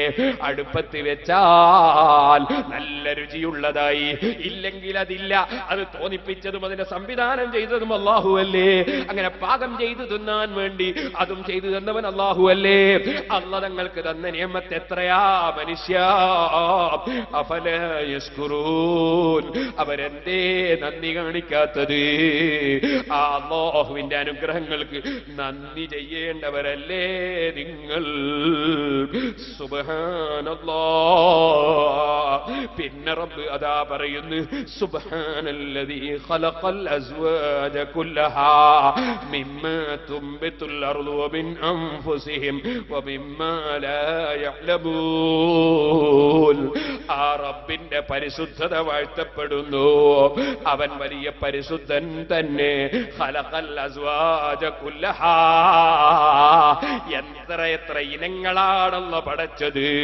എല്ലാ വിഷയത്തിലും എത്ര ഇനങ്ങളാണ്, എത്ര വകുപ്പുകളാണ്. കുല്ലഹാ, മുഴുവൻ അതാ വകുപ്പുകളെയും അല്ലാഹു പടച്ചിരിക്കുന്നു. മിമ്മാ തുംബിതുൽ അർളു, ഭൂമി മുളപ്പിക്കുന്നതിൽ എത്ര ഇനങ്ങളാണ്. വമിൻ അൻഫുസിഹിം, അവരെ ശരീരത്തിൽ തന്നെ എത്ര ഇനങ്ങളാണ്. കറുത്തവരുണ്ട്, വെളുത്തവരുണ്ട്, പൊക്കമുള്ളവരുണ്ട്, നീളം കുറഞ്ഞവരുണ്ട്, തടിച്ചവരുണ്ട്, മെലിഞ്ഞവരുണ്ട്, ബുദ്ധിയുള്ളവരുണ്ട്, കുറഞ്ഞവരുണ്ട്, നല്ലത് ചെയ്യുന്നവരുണ്ട്, ചീത്ത ചെയ്യുന്നവരുണ്ട്. മനുഷ്യരിൽ തന്നെ എത്ര വകുപ്പുകളാണ്. മനുഷ്യൻ തന്നെ എത്ര ഭാഷകളാണ്, എത്ര കളറുകളാണ്. ഇനങ്ങളാണ്. അതുപോലെ ഭൂമിയിൽ മുളക്കുന്ന ഓരോ വസ്തുവും, നെല്ല് തന്നെ എത്ര ഇനങ്ങളാണ്, ഗോതമ്പ് എത്ര ഇനങ്ങളാണ്, തെങ്ങ് എത്ര ഇനങ്ങളാണ്, കാരക്ക എത്ര ഇനങ്ങളാണ്, മുന്തിരിങ്ങ എത്ര ഇനങ്ങളാണ്, എത്ര എത്ര ഇനങ്ങളാണ് അല്ലാഹു തആല പടച്ചു വെച്ചത്. വമിമ്മാ ലാ യഅ്ലമൂൻ. ഇപ്പൊ പറഞ്ഞതൊക്കെ നിങ്ങൾക്ക് അറിയുന്ന സംഗതികളല്ലേ. എന്നാൽ നിങ്ങൾക്കറിയാത്ത എത്ര എത്ര വിഷയങ്ങളാണ് അല്ലാഹ് പടച്ചതും പടക്കുന്നതും. ഓ മുഅ്മിനീങ്ങളെ, ഖുർആൻ ഇറങ്ങുന്ന കാലത്ത് പ്ലെയിനുണ്ടോ? ട്രെയിനുണ്ടോ? അന്നില്ലാത്ത പലതും പലതും അല്ലാഹ് പിന്നെ പടച്ചില്ലേ? അല്ലാഹ് പറഞ്ഞില്ലേ, നിങ്ങൾക്കറിയുന്നതും അറിയാത്തതും പലതും പലതും അല്ലാഹ് പടക്കുന്നു, പടച്ചിരിക്കുന്നു. എല്ലാ വിഷയത്തെയും അല്ലാഹു തആല ഉൾപ്പെടുത്തുന്നു. അതുണ്ടോ പറഞ്ഞാൽ തീരുന്നു റബ്ബിന്റെ അനുഗ്രഹങ്ങൾ, ഭൂമിയിലുള്ള അനുഗ്രഹങ്ങൾ. നോക്കൂ നിങ്ങൾ, പഴയ കാലത്ത് നമ്മളെ വീട്ടിലൊക്കെ പത്തിരി ചുടാറുണ്ട്. ആ പത്തിരി ചുടാൻ ഉപയോഗിക്കുന്ന വാഴയുടെ ഇലയാണ്. എന്തൊരു നല്ല സാധനമാണത്. അതിൽ ചുട്ട പത്തിരിക്ക് എന്തൊരു ഭംഗിയാണ്, എന്തൊരു രുചിയാണ്, എന്തൊരു ഔഷധ വീര്യമാണ്. ഇപ്പൊ നമ്മളൊരു പുതിയ സാധനം കൊണ്ടുവന്നിരിക്കുന്ന കടലാസിന് പകരം പ്ലാസ്റ്റിക്. സുബ്ഹാനല്ലാഹ്, കലക്ടർ ഇറങ്ങി ഇങ്ങനെ മംഗലം പറയും പോലെ പറയാണ്, ഇതൊന്നൊഴിവാക്കണേ, ഇതൊന്നൊഴിവാക്കണേ. നമ്മൾ അത് അല്ലാഹ് പടച്ചിരുന്ന ആ വാഴയുടെ ഇല ഉപയോഗിച്ചപ്പോ ഒരു കലക്ടറും ഒരു വില്ലേജ് ഓഫീസറും ഇറങ്ങിയിട്ട് ഇതുകൊണ്ട് ശല്യമുണ്ടെന്ന് പറഞ്ഞിട്ടില്ലല്ലോ. ഇതുപോലെ റബ്ബ് പടച്ച ഓരോ വസ്തുക്കളും നമ്മൾ ഉണ്ടാക്കുന്ന വസ്തുക്കളും തമ്മിലുള്ള വ്യത്യാസം കാണുന്നില്ലേ മുഅ്മിനീങ്ങളെ? അല്ലാഹുവിന്റെ സൃഷ്ടിപ്പ് എത്ര അത്ഭുതകരമാണ്, എത്ര വിശാലമാണ്, എത്ര ചിന്തിക്കാനുള്ളതാണ്. അതുണ്ടോ പറഞ്ഞാൽ തീരുന്നു. പിന്നെയും നിങ്ങൾ കണ്ടില്ലേ, ഇനങ്ങളാക്കിയില്ലേ മനുഷ്യനെ. 1000 കോടി ഉറുപ്പികയുടെ ഒരു ബിൽഡിംഗ് അതാ നാദാപുരത്തൊരാൾ വാങ്ങിയിരിക്കുന്നു. ഞാനൊരു ഉദാഹരണം പറഞ്ഞതാണ്, ആരാന്ന് ചോദിക്കണ്ട, അങ്ങനെ ഉണ്ടെങ്കിലൊട്ട് അസൂയയും വേണ്ട. ഞാൻ പറഞ്ഞു വന്നത്, 1000 കോടി ഉറുപ്പികയുടെ ഒരു ബിൽഡിംഗ് വാങ്ങിയിരിക്കുന്നു. ആ മനുഷ്യന് ആ ബിൽഡിംഗ് വിറ്റു എന്നുള്ളതിന് എന്താ തെളിവ്? തെളിവ് സുബ്ഹാനല്ലാഹ്, ഒരു കടലാസിൽ കയ്യൊപ്പ് വെച്ചു കൊടുത്തതാണ്. എന്താണ് ഇത് അറിയിക്കുന്നത്? അതേ ലോകത്ത് ഇപ്പോൾ അതാ 600ഓളം കോടി ജനങ്ങളുണ്ട്. മുമ്പ് എത്രയോ കോടി കഴിഞ്ഞു പോയിട്ടുണ്ട്. ഇനി എത്രയോ കോടിക്കണക്കിന് ജനങ്ങൾ വരാനുമുണ്ട്. പക്ഷേ ലോകത്തൊരൊറ്റ മനുഷ്യന്റെ കൈവിരൽ വേറെ ഒരു മനുഷ്യന്റേത് പോലെ അല്ലാഹ് വെച്ചിട്ടില്ല. ഇനങ്ങളല്ലേ, വെവ്വേറെ ഇനങ്ങളല്ലേ. ഒരു മനുഷ്യന്റെ കയ്യൊപ്പ് വേറൊരു മനുഷ്യന്റെ കയ്യൊപ്പ് പോലെയല്ല. ഒരു മനുഷ്യന്റെ കൈയിന്റെ വിരലുമ്മലുള്ള വര മറ്റൊരു മനുഷ്യന്റെ വര പോലെയല്ല. ബാപ്പന്റെതും ഉമ്മന്റെതും മക്കളതും ഒന്നും തമ്മിൽ തുല്യമല്ല. ചോദിക്കട്ടെ, റബ്ബിന്റെ സൃഷ്ടിപ്പ് എത്ര അത്ഭുതകരമാണ്. ആ റബ്ബിന് രാവിലെ ഒന്ന് സുജൂദ് ചെയ്യാൻ, ഒന്ന് സുബ്ഹിക്ക് എഴുന്നേറ്റ് കൂടെ ചെറുപ്പക്കാരാ? അവന്റെ ഇളനീർ വെള്ളം തന്നില്ലേ, ചായ തന്നില്ലേ, ജ്യൂസ് തന്നില്ലേ, പാല് തന്നില്ലേ, തേന് തന്നില്ലേ? നിനക്കൊരായിരം വെള്ളം തന്നിട്ട് നിന്റെ ശരീരത്തിനും ബുദ്ധിക്കും കേടുവരുന്ന ലഹരി ഉപയോഗിക്കരുതെന്ന് ആ റബ്ബവന്റെ ഖുർആനിൽ പറയുമ്പോ, ഇന്നമൽ ഖംറു വൽ മൈസിറു വൽ അൻസാബു വൽ അസ്ലാമു റിജ്സും മിൻ അമലി ശൈത്താൻ ഫജ്തനിബൂ. അത് നജസാണ് ജനങ്ങളെ, നിങ്ങൾ കൈയൊഴിക്കണേ എന്ന് പറയുമ്പോ ആ ലഹരി കുപ്പിയൊന്ന് വലിച്ചെറിഞ്ഞുകൂടെ? അല്ലാഹ് തന്ന വെള്ളം എത്രയുണ്ട് മുഅ്മിനേ? അങ്ങനെ ഓരോന്നും നിങ്ങളൊന്ന് ചിന്തിക്കൂ. ഞാൻ എന്റെ പ്രസംഗം ഇന്നത്തേത് നിർത്തട്ടെ. സുബ്ഹാനല്ലദീ, ഒരുത്തന്റെ പരിശുദ്ധതയെ വാഴ്ത്തുന്നു. ഖലഖൽ അസ്വാജ കുല്ലഹാ, എല്ലാ ഇണകളെയും എല്ലാ വകുപ്പുകളെയും അവൻ പടച്ചിരിക്കുന്നു. മിമ്മാ തുംബിതുൽ അർദു, ഭൂമി മുളപ്പിക്കുന്ന വസ്തുവിൽ നിന്നും, വമിൻ അൻഫുസിഹിം, നിങ്ങളെ ശരീരത്തിനാലും ഭൂമി മുളപ്പിക്കുന്ന വസ്തുവിനാലും, വമിമ്മാ ലാ യഅലമൂൻ, അവരെ ശരീരത്തിനാലും അവര് ചെയ്യുന്നതും അവരറിയാത്തതിനാലും എത്ര എത്ര ഇനങ്ങളാണ് അല്ലാഹ് പടച്ചിരിക്കുന്നത്. അങ്ങനെ മനുഷ്യരുമായി അടുത്തു നിൽക്കുന്ന ഭൂമിയെ സംബന്ധിച്ചും ഭൂമിയിലുള്ളതിനെ സംബന്ധിച്ചും മനുഷ്യ ശരീരത്തെക്കുറിച്ചും ചിന്തിക്കാൻ അല്ലാഹു തആല പറഞ്ഞു. ഇനി ആകാശലോകവുമായി ബന്ധപ്പെട്ട ചിന്തയിലേക്കാണ് അടുത്ത ആയത്ത് കടക്കുന്നത്. ഇൻഷാ അല്ലാഹ് അത് ഞാൻ നാളെ കടക്കാം. നേരത്തെ നിങ്ങളോട് വാഗ്ദത്തം ചെയ്ത ഒരു ചരിത്രമുണ്ട്. ആ ചരിത്രം പറഞ്ഞുകൊണ്ട് ഈ എന്റെ പ്രസംഗം ഇപ്പോൾ നിർത്തട്ടെ. ഓ സഹോദരന്മാരെ, എന്റെ ചെറുപ്പക്കാരെഴുന്നേറ്റ് നിൽക്കണം. നമുക്ക് ദുആ ചെയ്ത് പിരിയണം. ഞാൻ 5 മിനിറ്റ് കൊണ്ട് ഈ ചരിത്രം പറഞ്ഞു തീർക്കും. മഹാനായ ഹബീബുൻ നജ്ജാർ റളിയല്ലാഹു അൻഹു സത്യം തുറന്നു പറഞ്ഞതിന്റെ പേരിൽ കൊല്ലപ്പെട്ട വിവരം നമ്മൾ സൂറത്ത് യാസീനിൽ ഓതി. ആ കൊല്ലപ്പെട്ട മഹാൻ കൊല്ലപ്പെടുന്ന സമയത്ത് അതേ അപ്പോഴും അതിന്റെ ശേഷവും മരിച്ചതിന് ശേഷവും അതിനെ സംസാരിച്ചത് നമ്മൾ സൂറത്ത് യാസീനിൽ ഓതി. എന്നിട്ടോ അദ്ദേഹത്തിന്റെ സംസാരം കൊന്ന മനുഷ്യന്മാര് രക്ഷപ്പെടണമെന്ന ചിന്തയല്ലാതെ ഒരിക്കലും വൈരാഗ്യത്തിന്റെ മനസ്സാ മഹാനെ പിടികൂടിയില്ലെന്ന് നമ്മൾ പറഞ്ഞു. സുഹൃത്തുക്കളെ, എന്തിനാ റബ്ബ് ഇത്തരം സംഭവങ്ങൾ പറഞ്ഞത്? ഖിയാമത്ത് നാൾ വരെ അല്ലാഹുവിന്റെ ദീൻ ഇവിടെ നിലനിർത്തേണ്ട ഉത്തരവാദിത്വം ആലിമീങ്ങൾക്കുണ്ട്. ആ ആലിമീങ്ങൾ അവര് പഠിച്ച സത്യം തുറന്ന് പറഞ്ഞ് ജനങ്ങൾക്ക് ബോധ്യപ്പെടുത്താൻ ശ്രമിക്കണം. പക്ഷേ ഹിദായത്തിന്റെ വെളിച്ചം കൊടുക്കുന്ന രാജാവ് അല്ലാഹ് ഇരിക്കട്ടെ. അവിടെ എന്ത് എതിർപ്പുണ്ടായാലും എന്ത് തന്നെ സംഭവിച്ചാലും പറയാതെ നിർവാഹമില്ല. അന്നലക്കാണ് മഹാനായ അഹ്മദ് ഇബ്നു ഹംബൽ റളിയല്ലാഹു അൻഹുവിന് അടികിട്ടിയ സംഭവം ഞാൻ നേരത്തെ പറഞ്ഞു. എന്നാൽ അതേ സമയത്ത് തന്നെ ബഹുമാനപ്പെട്ട ഉസ്താദ് അഹ്മദ് ഇബ്നു നസ്റുൽ ഖുസായി റളിയല്ലാഹു അൻഹുവിനെ അതേ അൽ വാസിഖ് ബില്ലാഹ് എന്ന് പറയുന്ന ഭരണാധികാരി അദ്ദേഹത്തിന്റെ കോടതിയിൽ ഹാജരാക്കിയിട്ട് ചോദ്യം ചെയ്തു. മാ തഖൂലു ഫിൽ ഖുർആൻ, ഖുർആനെ പറ്റി നിനക്കെന്താ പറയാനുള്ളത് എന്നാ ചോദ്യം. മഹാനവറുകൾ പറഞ്ഞു, കലാമുല്ലാഹ്, അല്ലാഹുവിന്റെ വചനമാണ്, സൃഷ്ടിയല്ല എന്ന അർത്ഥത്തിൽ പറഞ്ഞതാണ്. കലാമുല്ലാഹ്, അല്ലാഹുവിന്റെ വചനമാണ് ഖുർആൻ. ഉടനെ തന്നെ പിന്നെയും ചോദിച്ചു. അത് തന്നെ ആവർത്തിച്ച് പറഞ്ഞു. അപ്പോൾ സുഹൃത്തുക്കളെ, രാജാവിന്റെ ഭരണാധികാരിയുടെ കൊട്ടാരത്തിലുണ്ട് മുഅ്തസിലിയായ ഒരു ചില പണ്ഡിതന്മാർ എന്ന് പറഞ്ഞ ആ സുന്നത്ത് ജമാഅത്തിന്റെ വിരോധികൾ, സുന്നത്ത് ജമാഅത്തിന്റെ ആലിമീങ്ങളെ കുറ്റം പറയുകയും അവര് നശിച്ചു കാണണമെന്ന് ആഗ്രഹിക്കുകയും ചെയ്യുന്ന ചില പണ്ഡിതന്മാർ മുഅ്തസിലത്തിലുണ്ട്. അവരാണ് ഈ ഭരണാധികാരികളെ തെറ്റിദ്ധരിപ്പിച്ചത്. അത്തരത്തിലുള്ള ഒരു മനുഷ്യൻ പറഞ്ഞു, ഹലാലുദ്ദമി, അള്ളാന്റെ കലാമാണ് ഖുർആൻ എന്നല്ലേ ഉസ്താദ് പറഞ്ഞത്, അയാളെ കൊല്ലല് ഹലാലാണ്. ആ സമയത്ത് അവിടുത്തെ ഒരു ജഡ്ജി ഉണ്ടായിരുന്നു, ഇബ്നു അബീ ദുആദ് എന്നാണ് അവന്റെ പേര്. അവൻ സുന്നത്ത് ജമാഅത്തിന്റെ മറുവശത്തുള്ള ഒരു പണ്ഡിതനാണ്.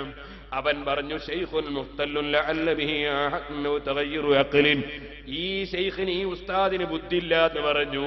അതേ മാനസിക രോഗിയാണെന്ന് പറഞ്ഞു. സുഹൃത്തുക്കളെ, അങ്ങനെ സുന്നത്ത് ജമാഅത്തിന്റെ വിരോധികൾ അതാ പറയുന്നത് മുമ്പേ ഉള്ള പതിവാണ്, മാനസിക രോഗമാണെന്ന് പറഞ്ഞു. സുബ്ഹാനല്ലാഹ്, ആ സമയത്ത് ഭരണം നടക്കുന്ന വാസിഖ് പറഞ്ഞു, മാ ഉറാഹു ഇല്ലാ മുഅദ്ദിയൻ ലികുഫ്രിഹി, അതവൻ മുശ്രിക് ശിർക്ക് ചെയ്യുന്ന കാഫിറാണ്, അതുകൊണ്ട് ആ കുഫ്റാണ് വെളിച്ചത്താക്കിയത്, അതുകൊണ്ട് അങ്ങനെ ഒരു മാനസിക രോഗമാണെന്ന് പറഞ്ഞാ പോരാ, അവന്റെ വിശ്വാസമാ പറഞ്ഞ് ഖുർആൻ അല്ലാഹുവിന്റെ കലാമാണെന്ന്. അങ്ങനെ പറഞ്ഞാൽ അവൻ ഇസ്ലാമെന്ന് പുറത്താണെന്ന് ഭരണാധികാരി പ്രഖ്യാപിച്ചു. മഹാനായ ഖുസായി റളിയല്ലാഹു അൻഹുവിനെ സുബ്ഹാനല്ലാഹ് അദ്ദേഹം പറയാണ്, കൊണ്ടുവാ വാള്, ഞാൻ തന്നെ സ്വന്തം എഴുന്നേറ്റ് നിന്ന് ഇവനെ ഞാൻ പിളർക്കും. അത് പിളർക്കുന്ന സമയത്ത് നിങ്ങൾ ആരും എഴുന്നേൽക്കണ്ട. സുബ്ഹാനല്ലാഹ്, ഈ ഭരണാധികാരിയെ ദുഷിച്ച പണ്ഡിതന്മാര് പറഞ്ഞ് പറ്റിച്ചതാണ് കേട്ടോ.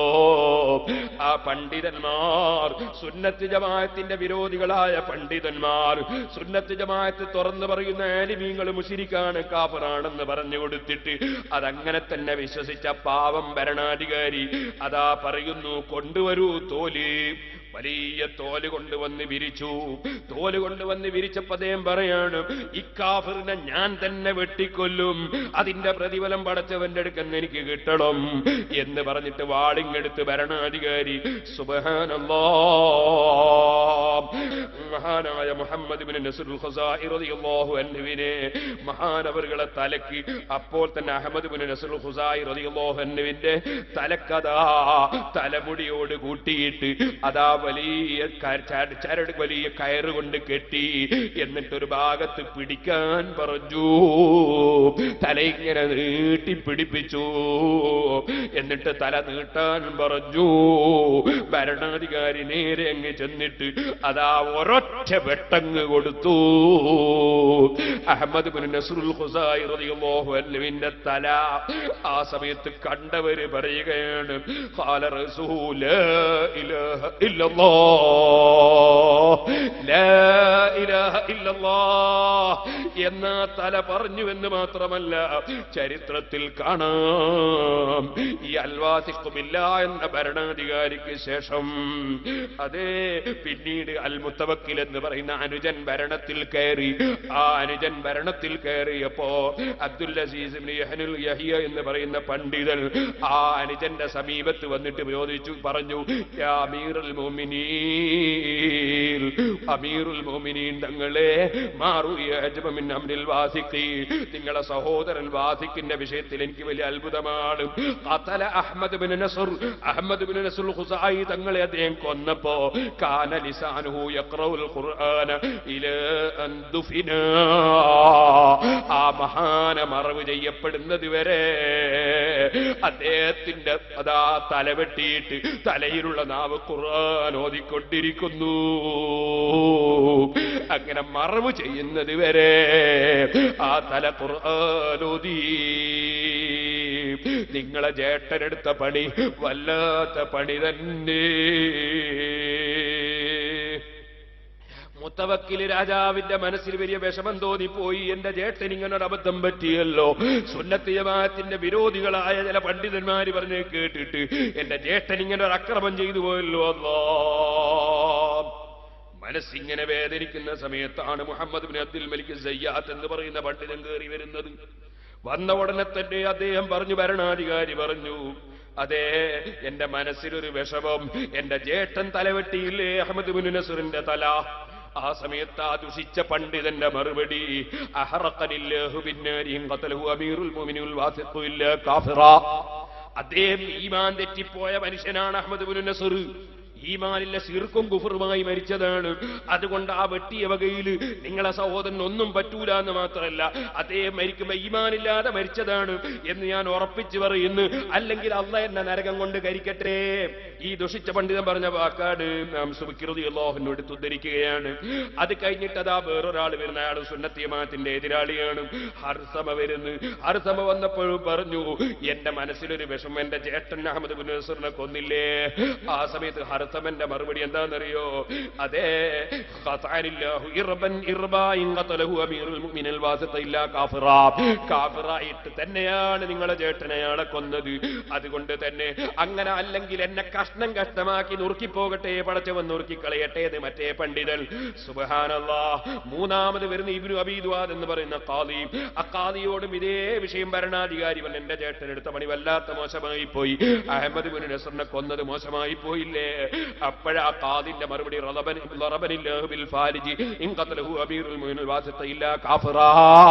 ആ പണ്ഡിതൻ ശിർക്കിലും കുഫറിലുമായിട്ടാണ് മരിച്ചത്. അല്ലെങ്കിൽ എനിക്ക് തളർവാദം പിടിച്ച് അല്ലെങ്കിൽ പക്ഷപാതം പിടിച്ച് ഞാൻ തളർന്നു പോകട്ടെ എന്നാ സംഗതി കേൾക്കണോ സുഹൃത്തുക്കളെ? ആ രാജാവ് തന്നെ പറഞ്ഞ സംഭവം നാം സുർക്കി രേഖപ്പെടുത്തുകയാണ്. ആദ്യം പറഞ്ഞ ദുഷിച്ച പണ്ഡിതൻ പറഞ്ഞില്ലേ, ആ മഹാനായ പണ്ഡിതനെ കൊന്നതിനെ പറ്റി ന്യായീകരിച്ചിട്ട് പറയുമ്പോ പറഞ്ഞില്ലേ, എന്നെ തീ കൊണ്ട് കരിക്കട്ടെ പടച്ചവന് എന്ന് പറഞ്ഞില്ലേ. അപ്പറഞ്ഞ സയ്യാത്ത് എന്ന് പറയുന്ന പണ്ഡിതൻ, അവനെ പറ്റി മുത്തവക്കിൽ രാജാവ് തന്നെ പറയുന്നു, ഞാൻ തന്നെ പിന്നീട് അയാളുടെ നടപടിക്രമം ശരിയല്ലാത്തത് കൊണ്ട് അദ്ദേഹത്തെ തീയിലേക്കിട്ട് ഞാൻ തന്നെ കരിച്ചിട്ടുണ്ട്. രണ്ടാമത്തെ ഹർസമ എന്ന് പറഞ്ഞ പണ്ഡിതൻ, ദുഷിച്ച പണ്ഡിതൻ, ഫൈനഹു ഹറബ വതബദ്ദാ വജ്താസ ബിഖബീലതി ഖുസാഅത ഫഅറഫഹു റജുലുൻ മിനൽ ഹയ്യി ഫഖാല യാ മഅശറ ഖുസാഅത الذي قتل احمد بن نصر فقطعوا ഇർബൻ ഇർബാ. അഹ്മദ് ബിൻ നസ്ർ ഖുസായി തങ്ങളെ തറവാട്ടുകാരും കുടുംബക്കാരുമുള്ള പ്രദേശത്തേക്ക് അയാൾ ഒരിക്കൽ ഒളിച്ചോടി പോകേണ്ടി വന്നു. അവിടെ എത്തിയപ്പോൾ അവരെ പിടിച്ച് കഷ്ണമാക്കി.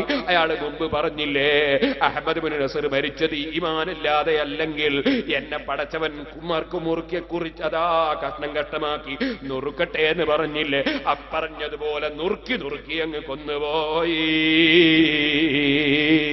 മൂന്നാമത്തെ ഒരു ദുഷിച്ച പണ്ഡിതനുണ്ടല്ലോ, ആ പണ്ഡിതനായ ഇബ്നു അബീ ദുആദ് അതാ പറയുന്നു, അദ്ദേഹം അവസാനം അദ്ദേഹത്തിന് അതാ വാദം പിടിച്ച് കോടിക്കടന്നുപോയി. എന്നാൽ സുഹൃത്തുക്കളെ, മഹാനായ ഇമാം സുബ്കി റളിയല്ലാഹു അൻഹു പറയുകയാണ്, എന്നാൽ ആ മഹാനായ അഹ്മദ് ബിൻ നസർ ഖുസായി തങ്ങളെ മറവ് ചെയ്ത പ്രദേശത്തിന്റെ ഭാഗത്ത് കുറച്ചാളുകൾ പോയി അവിടെ ഒരിക്കൽ മണ്ണ് നീക്കുന്ന പണിയെടുത്തപ്പോൾ ഖബറിൽ പച്ചയായി ഒരു മയ്യിത്ത് കിട്ടി. അതിന്റെ കുറച്ചപ്പുറത്ത് തലയും കിട്ടി. ഒരു ശരീരത്തിനൊന്നും പറ്റാതെ, തലക്കൊന്നും പറ്റാതെ, രണ്ടും വെവ്വേറെ കിടക്കുന്നു. അദ്ദേഹത്തിന്റെ കാതിന്റെ ഭാഗത്ത് നിന്നൊരു ചെറിയ കടലാസ് കിട്ടി. ആ കടലാസ് വായിച്ചു നോക്കും, അതിലുള്ള വിവരം എന്താണ്? ബിസ്മില്ലാഹിർ റഹ്മാനിർ റഹീം, ഹാദാ റസൂൽ അഹ്മദ് ബിൻ നസർ എന്ന് പറഞ്ഞിട്ട് ഇത് അഹ്മദ് ബിൻ നസറിന്റെ തലയാണ്. വാസിഖ് ബില്ലാഹ്, സുന്നത്ത് ജമാഅത്ത് തുറന്നു പറഞ്ഞതുകൊണ്ട്, ഖുർആൻ അല്ലാഹുവിന്റെ കലാമാണെന്ന് പറഞ്ഞതുകൊണ്ട് കൊല്ലപ്പെട്ടതാണ് എന്ന് എഴുതി വെച്ച കടലാസ് അല്ലെങ്കിൽ അതിൽ തകിടം അത് കിട്ടുകയും ചെയ്തു. പിന്നീട് അത് അഹ്മദുൽ ഖുസായി തങ്ങളെ തലയാണെന്ന് അറിയപ്പെട്ടപ്പോൾ